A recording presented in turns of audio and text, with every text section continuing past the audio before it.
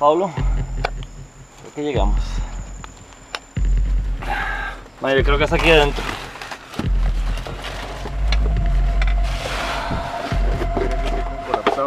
Ya la Y entrada. todas las piedras que están aquí afuera en algún aguacero seguramente se terminaron taponeando aquí.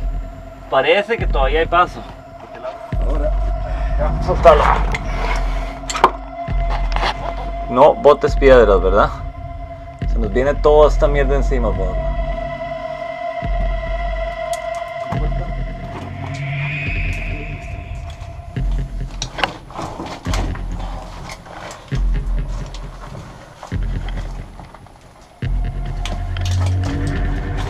Quédate atrapado. La jupa. ¿Cómo se me casco? Está bien.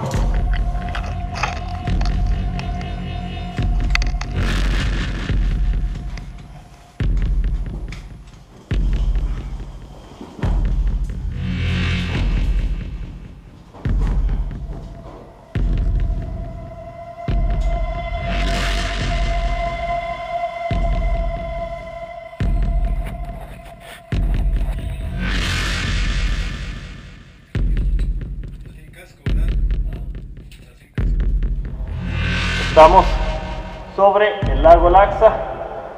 Es inmenso.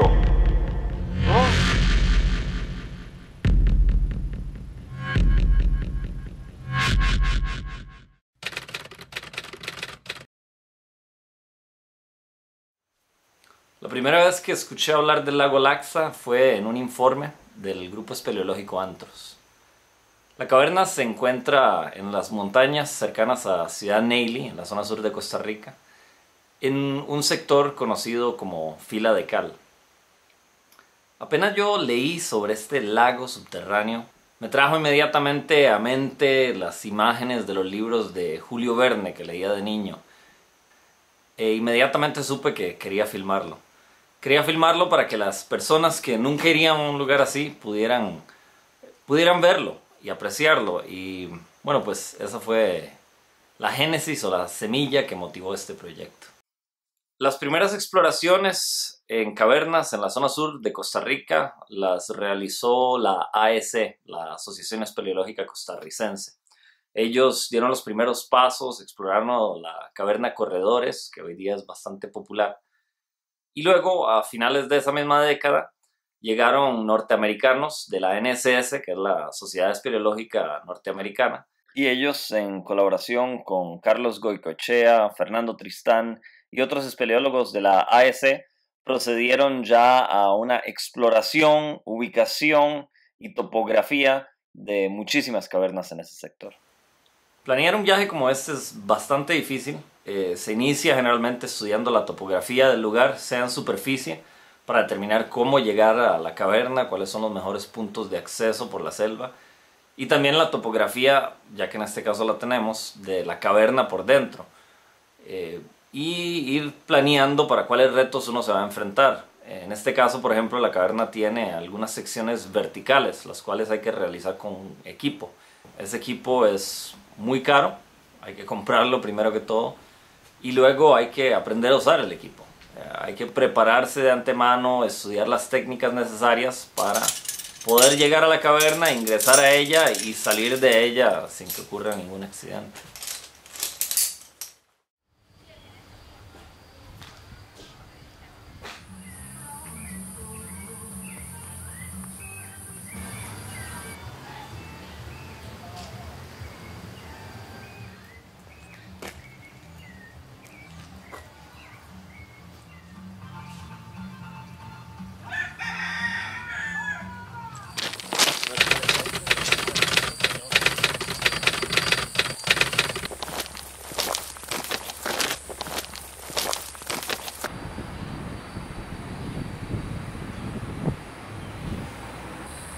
Estamos aquí en el puente del Río Grande, bastante alto.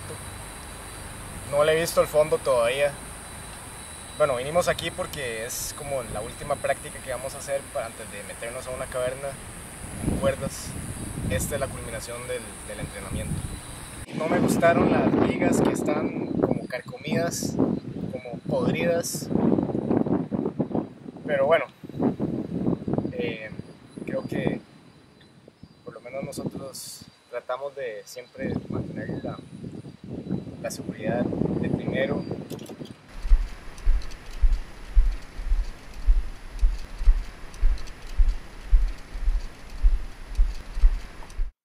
Casi todas las cavernas de este país están alejadas del Valle Central, por lo que hemos tenido que improvisar para hacer nuestras prácticas en lugares como puentes o cataratas. La gente cree que hacer un descenso es como agarrar la cuerda y nada más tirarse, pero la verdad es que hay una serie de técnicas que hay que seguir para que los descensos y las subidas verticales sean seguras.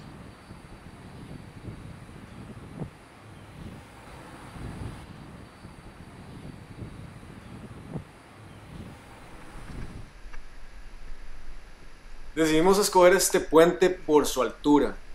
Estamos llevando mucho equipo a la caverna y tenemos que volverlo a subir.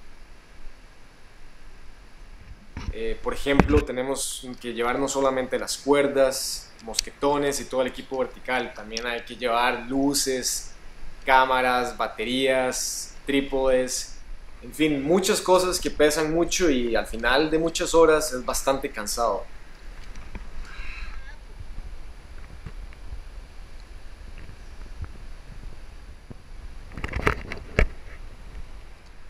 Una expedición a una caverna como esta puede durar en exceso de unas 10 horas.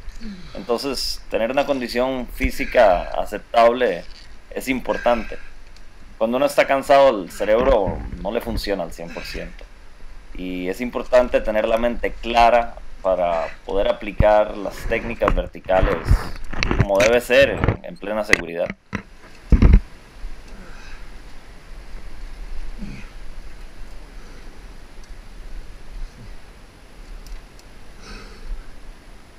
Cansadillo, man.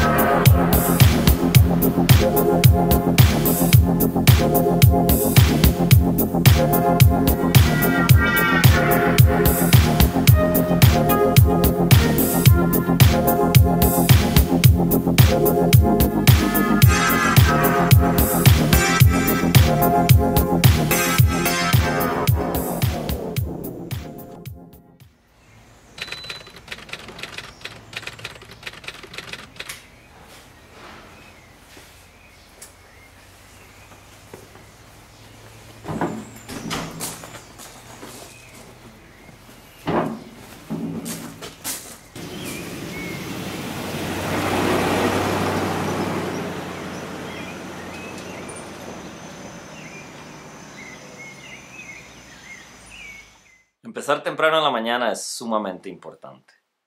Las cavernas las forma el agua, es un proceso químico donde el agua va erosionando la roca caliza. Y esencialmente muchas de las cavernas son como ríos subterráneos. Y como todo río se puede dar una inundación repentina. En Costa Rica la mayoría de los aguaceros se tienden a dar en la tarde o en la noche. Entonces, a pesar de que nosotros escogimos una fecha en pleno verano para mayor seguridad nuestra, aún así tratamos de empezar temprano para poder salir temprano, para minimizar así el riesgo de una inundación.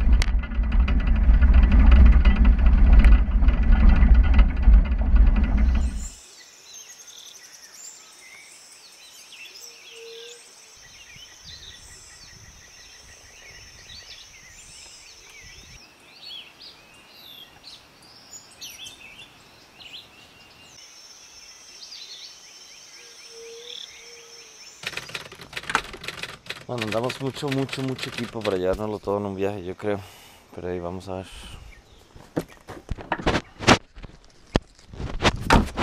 Se dura como 40 minutos en llegar allá. espero. Esta es la selva que tenemos que cruzar aquí adelante.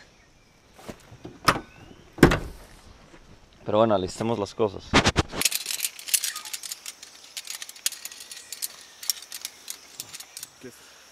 Hemos decidido, como tenemos demasiado equipo y somos solo 2 personas, hacer varios viajes. En el primer viaje vamos a básicamente ubicar la entrada, dejar parte del equipo y devolvernos por el resto.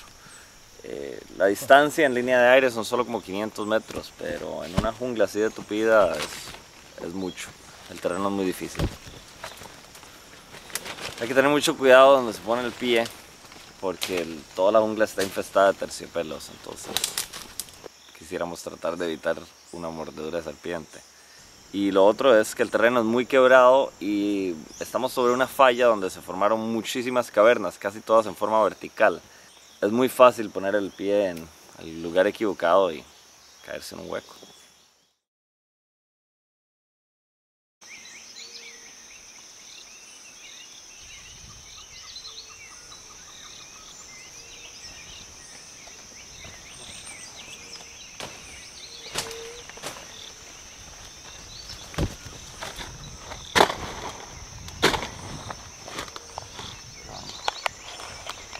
Pablo, creo que llegamos.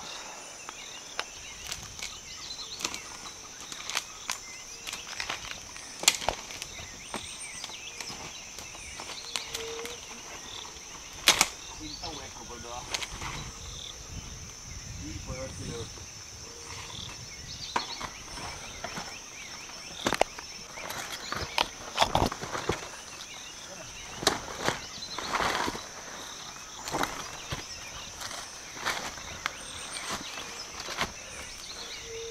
poco, ¿verdad? No, yo creo que es aquí adentro.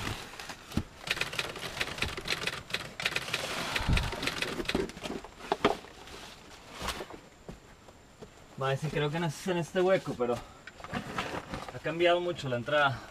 Parece que todavía hay paso. Todo esto es básicamente como un embudo que se fue taponeando. Sí, es que ves toda esta vara acá. Esto es piedra caliza, pero todo esto es barro. Okay. Entonces todas estas rocas están sostenidas en puro barro. Y estas también, donde estamos parados, muchas están sostenidas en el barro. Entonces si nosotros aflojamos esto, o se nos vienen en la jupa, o nos tapan adentro de la caverna. Y ninguna de las dos opciones es tuanis. Entonces hay que tener mucho cuidado por dónde bajamos y por dónde bajamos los maletines. Entonces ahora otra vez yo voy a bajar por esa grieta de ahí. Y tú después me pasas los maletines, pero mira.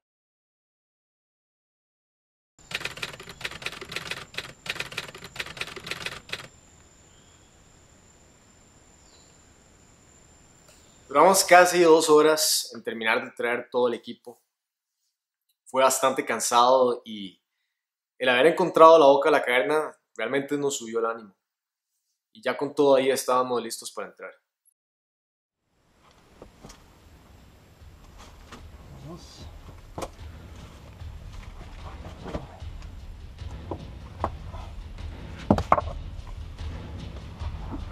Vamos a descargar la jupa. No botes piedras, ¿verdad?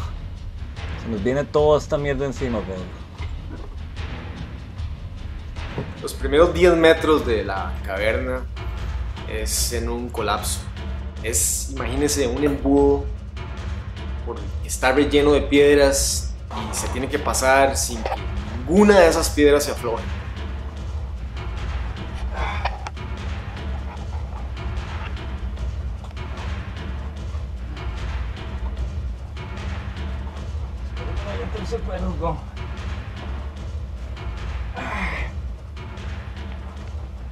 Es bastante incómodo, mucho más incómodo de lo que yo pensaba que era por haber visto los mapas. Yo te digo, no lo sueltes, no lo sueltes. Ya.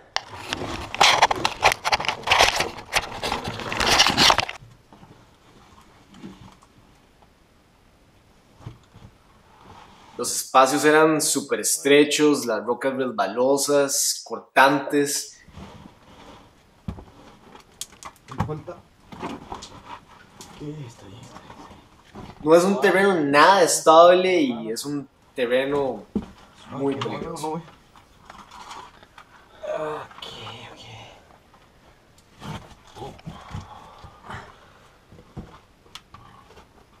aquí estoy. Listo. ¿Cómo la sintió? Rico, papi.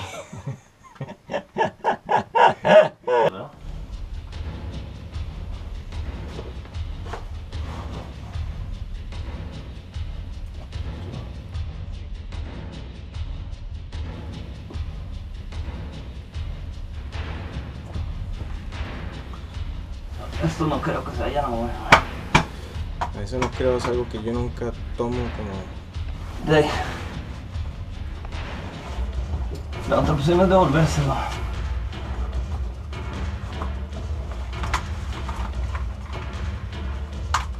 Digo, eso hay que tener mucho cuidado, mucho cuidado. Así es.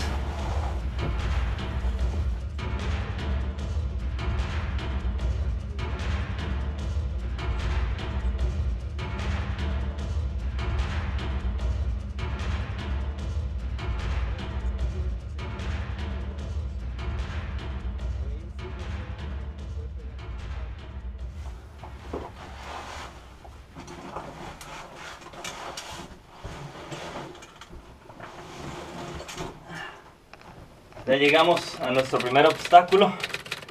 Detrás de esta grieta hay un pozo de 50 metros verticales que vamos a tener que descender en cuerda. Entonces vamos a tener que armar todo con mucho cuidado aquí arriba para tratar de hacer un descenso con la mayor seguridad posible.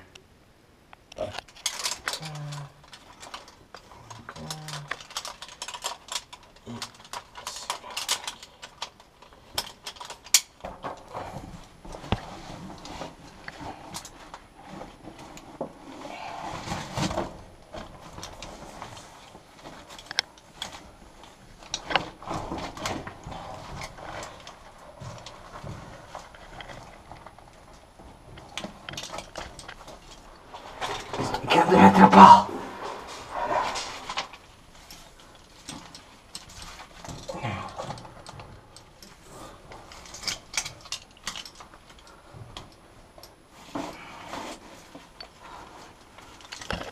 Pescado. Ahí sales.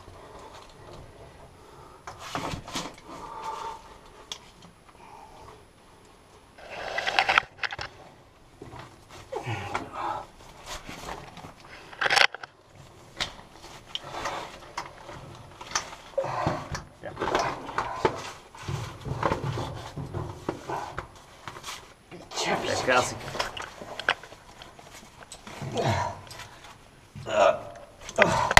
Bien. Ya. Saca la jupa. ¿Cómo se me casca? Está bien.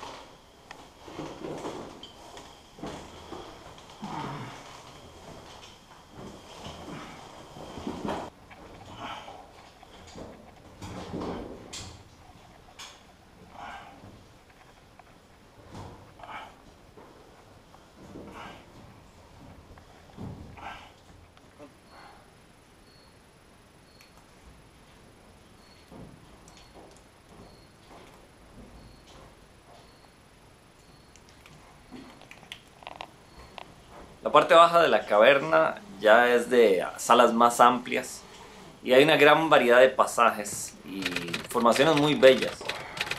Pero íbamos tarde, llevábamos mucho equipo y estábamos avanzando muy lentamente. Entonces decidimos dirigirnos directamente hacia el lago.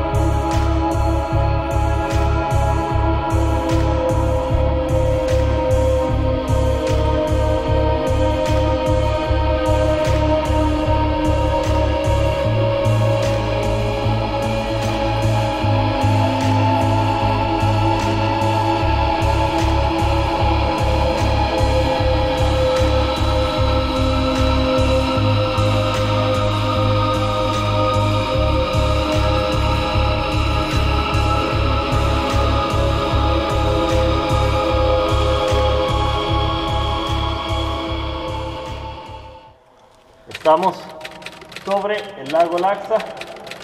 Es inmenso. ¡Oh! Como pueden escuchar, no creo que se logre ver en el video en este momento, pero como pueden escuchar por el eco, estamos ante una sala de dimensiones increíbles. El lago está como a unos 15 metros debajo de nosotros. El lago tiene unos 30 metros de longitud por unos 15 de ancho y se estima que tiene unos 10 metros de profundidad. Las dimensiones son tal vez modestas a comparación con otros lagos que se encuentran en megacavernas de otros países como México, pero a nivel de Costa Rica es el más grande que se ha encontrado.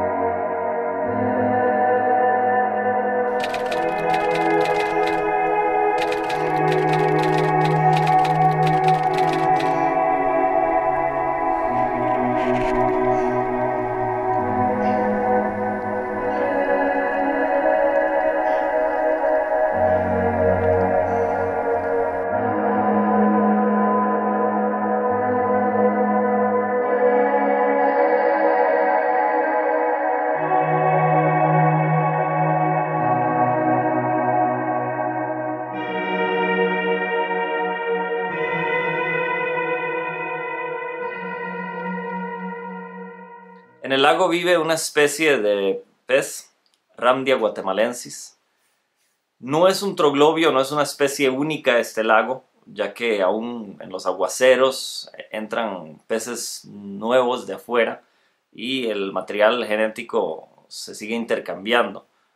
Pero los peces que hay en el lago sí han ido mutando. Se han observado algunos peces que han perdido la vista y la mayoría han perdido el color, son blancos. Se están adaptando a vivir bajo tierra.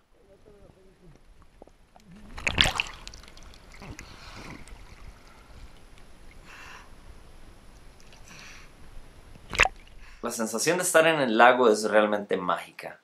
Estar nadando en aguas que son a la vez cristalinas y a la vez es como una tinta de oscura porque no se ve el fondo. Y de pronto ver peces albinos nadando a la par de uno sin miedo alguno, porque no están acostumbrados a tener depredadores ahí adentro. Es realmente algo mágico, tiene la sensación uno de que está visitando un lugar sagrado. Al final, en cierta forma, quedé un poco decepcionado con la calidad de las tomas que pude filmar en el lago. Es una sala muy grande y requiere de mucha luz que aún no tengo. Habrá que comprar luces más grandes. Pero también sospecho que hay algo que uno nunca, a través de una foto o de un video, logrará realmente capturar la magia, la esencia que es estar en estos lugares. Estos son lugares subterráneos donde solamente un puñado de personas han estado en este mundo. A veces, inclusive en ciertas cavernas, uno puede tener el privilegio de explorar un pasaje nuevo por primera vez y saber que uno es la única persona en el mundo en estar ahí. Y realmente el tratar de capturar eso en video, en fotografía, es una tarea que nunca termina, porque uno nunca logrará capturar esa esencia mágica de estar en estos lugares. A veces uno entra en una caverna tal vez más popular, más conocida, y encuentra estalactitas quebradas, nombres rayados en las paredes. Estos son lugares que la naturaleza tardó cientos de miles, a veces hasta millones de años en formar, y ha creado no solo el hábitat para murciélagos, peces y otras especies más, sino que ha creado verdaderas esculturas naturales. Y si de alguna forma, a través de videos, de fotografías, logramos comunicarle a la gente la belleza de estos lugares y la importancia de preservarlos. Entonces, pues, nuestro trabajo habrá sido un éxito.